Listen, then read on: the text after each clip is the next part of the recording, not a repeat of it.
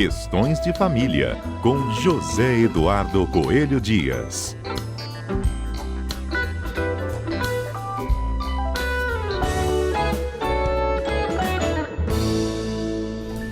Zedu, bom dia. Bom dia, Patrícia. Bom dia aos nossos queridos ouvintes da Rádio CBN. Zedu, estamos começando uma série especial falando sobre família de uma forma geral. Desde do reconhecimento do conceito familiar, passando pelo reconhecimento de pessoas, de entes da família, até o rompimento. Então, para hoje, primeiro dia, vamos deixar o nosso ouvinte a par do que realmente é o conceito família e a evolução que a gente teve desse conceito ao longo dos últimos anos, por que não dizer décadas? Séculos. Séculos? Uhum. O que acontece, Patrícia? A primeira coisa que a gente sempre fala aqui, né, que definir família é sempre uma tarefa muito difícil. A gente usa sempre a expressão a família é a célula máter da sociedade, né? É a matriz de uma sociedade, porque é o local onde normalmente a gente cresce, a gente desenvolve as primeiras habilidades até sociais, né? Mas a gente tem sempre uma visão de que a família é alguma coisa... A nossa visão de família é sempre no campo da idealização, né? Uhum. A gente esquece que a família é real. A família é real, a família às vezes incomoda, a família às vezes não atende às nossas expectativas, o que também faz parte da vida, né? Uhum. Porque a família hoje é vista como um local de acolhimento, é vista como algo, como nosso porto seguro, mas nem sempre foi assim. No passado, as famílias eram constituídas pelo casamento, mas não pelo amor, não pelo afeto. Os pais entregavam suas filhas e filhos para o casamento com base em interesses comerciais. No caso de pessoas mais poderosas, como reis e impérios, os casamentos eram arranjados para que houvesse algum tipo de acerto diplomático, né? Uhum. E as famílias surgiam muitas vezes com pessoas que sequer se conheciam. Muitas vezes o noivo sairia conhecer a noiva lá no dia do casamento. E é engraçado que quando a gente vai rememorar essas questões, a gente não deixa de passar por um aspecto muito interessante, que é romantizado até hoje. E eu vou contar uma história aqui para você. Você já deve ter visto, Patrícia, aquela cena do noivo chegando em casa com a noiva no colo. Uhum. O que acha disso, Patrícia? O que eu acho disso?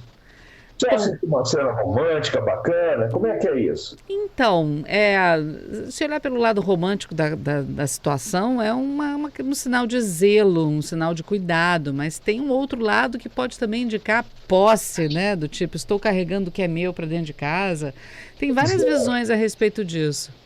Pois é, hoje geralmente as pessoas veem essa cena, é usada muito em publicidade, propaganda, né? A cena do noivo carregando a noiva para dentro da casa.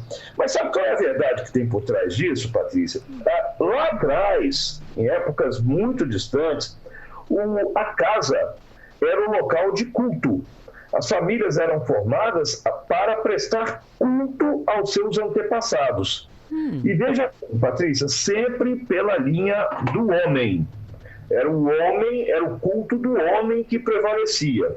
Nós estamos falando de uma época antes da gente ter o conceito de monoteísmo, tá? Nós estamos falando de uma época em que cada casa tinha suas entidades sagradas e os cultos eram prestados aos antepassados. E o culto era do homem, e quando havia o casamento, a mulher tinha que abandonar o culto da família dela e ir prestar culto para os antepassados do seu marido. Então havia na festa de casamento, o noivo simulava um sequestro da noiva, né, para dizer que ela não saiu porque quis do culto dos antepassados dela, para não deixar os antepassados dela chateados. Tinha que se fazer aquele ritual como se fosse um sequestro, e ele levava a noiva para dentro da sua casa, que era o local do seu culto. Só que como é um local sagrado, uma pessoa de fora não poderia pisar naquele solo. E você só poderia pisar naquele solo se você pertencesse àquele culto. Então, o casamento se dava pela chamada consumação do ato, ou seja, o marido tinha que carregar a sua noiva até o leito nupcial, consumar o ato, e aí então ela poderia pisar no solo sagrado daquela nova casa. Quem fala isso é o Fustel de Coulanges, no livro de 1600 e pouco. Então, veja bem, o que a gente toma como, muita gente toma como um aspecto romântico e tal, na verdade é isso que você acabou dizendo, né? Uma coisa de posse e uma conversão a um novo culto. E aí a gente vai evoluindo, vão surgindo as grandes revoluções da humanidade, né? Como foi a Revolução Comercial, a Revolução Industrial, e a estrutura familiar vai se modificando, porque antes o pai, o pater, era dono de tudo, ele tinha o controle financeiro de tudo, né? As economias eram basicamente rurais, e toda negociação, todo dinheiro que entrava para aquela família passava pela mão do chefe da família. E para você ter uma ideia de como é que essas coisas do passado vão impactando, até 2002, até bem pouco tempo, nós ainda tínhamos, no nosso Código Civil anterior, ainda existia o conceito do chefe da família, do homem ser o chefe da família. Isso muda recentemente. Hoje, a administração da família, dos bens da família, das atitudes, dos projetos familiares, é feito de forma compartilhada entre os cônjuges, é o chamado princípio da igualdade conjugal. Mas, repito, nem sempre foi assim, isso foi uma conquista que vem sendo feita.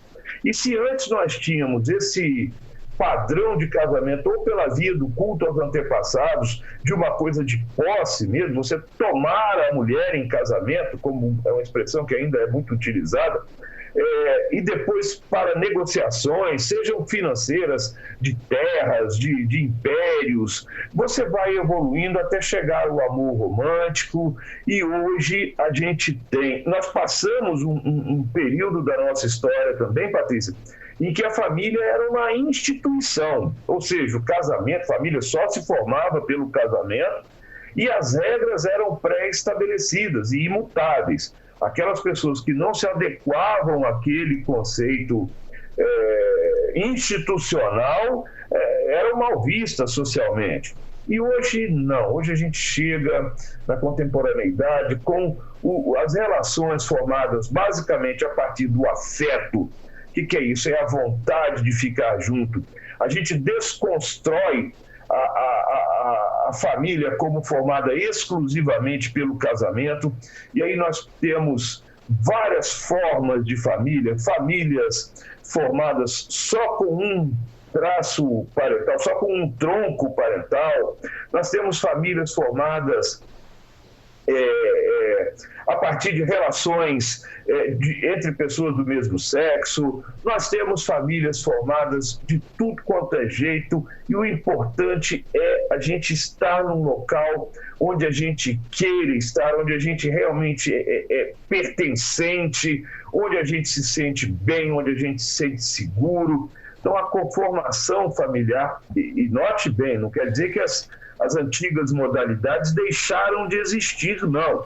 Existem, ser respeitadas, mas hoje a família é formada, sobretudo, como campo de realização da felicidade. Esse é o conceito que se tem hoje. As pessoas formam família para tentar a felicidade. Nem sempre foi assim, mas o afeto acaba determinando isso.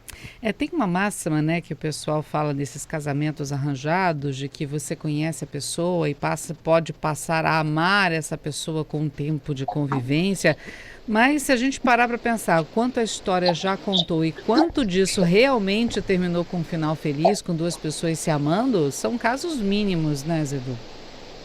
Mas aí vamos pensar do outro lado também. Veja bem, nós tivemos durante a pandemia um número muito grande de divórcio, sim, exatamente porque as pessoas começaram a se conhecer. Então, a A gente que tinha aquela rotina de ficar muito afastado, aqueles casais que ficavam afastados por conta da rotina, sai para o trabalho, vai viajar, não sei o que, começaram a conviver mais, e a convivência traz isso. A convivência, ela é sim a maior mola propulsora para o amor e para a afetividade. É difícil você conceber alguém que realmente ame alguém, que queira ficar com alguém, sem conviver, né? Porque isso aí também, essa visão excessivamente romântica do amor, sem a convivência, também dá. Não quer dizer que do outro jeito não dê, né? E é claro que se você tem uma cultura e que te orienta, até que te condiciona, não vai ter que dar certo assim, é a sua missão na vida, como acontecia sobretudo com as mulheres, né? Que acabavam tolerando algumas coisas e achando que a missão delas era realmente tolerar. Isso acontece até hoje. Sim. Acaba das duas, ou desenvolve realmente uma afetividade ou desenvolve uma aversão, né? É verdade. Zedu, a gente está só começando esse assunto. Semana que vem o nosso tópico vai ser qual? A gente vai falar muito sobre a constituição do casamento, as modalidades de família que são realmente existentes. Nós vamos falar muita coisa durante esse mês de janeiro, as relações de parentesco. Temos muita coisa pela frente aí, eu tenho certeza que os nossos ouvintes vão gostar muito. E eu queria até pedir para que os ouvintes fizessem, né, as suas manifestações, tem sugestões sobre o tema, o que eles, dentro dessa questão da família, né, desde o seu nascimento até a ruptura, pode mandar as perguntas, as sugestões que a gente tenta compatibilizar aqui e responder, né, Patrícia? Exatamente, a gente pode mandar a semana toda, né, até segunda-feira que vem, 992994297. E eu já deixo até aqui um alertinho de spoiler também, que foi um ponto que me chamou a atenção na nossa conversa e que ele vai ser tratado ao longo do mês de janeiro, que é a ruptura, como você falou agora, que muita gente pensa que romper uma família é apenas no divórcio, mas não, o conceito vai muito além disso, né? Isso aí, é isso aí. Só... ter assuntos pela frente. É isso aí, só para deixar e instigar um pouco mais a curiosidade dos nossos ouvintes. Zedu, muito obrigada mais uma vez. E até segunda-feira. E um feliz ano novo para todos. Para todos nós. Obrigada, querida. Até segunda.